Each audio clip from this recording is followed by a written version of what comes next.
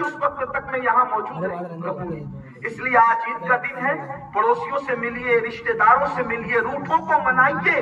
और जो बंदा खुद चल करके जाता है, अल्लाह के रसूल फरमाते जो पहले सुलह के लिए आगे बढ़े, अल्लाह उसे जन्नत में पहले दाखिल फरमाएगा।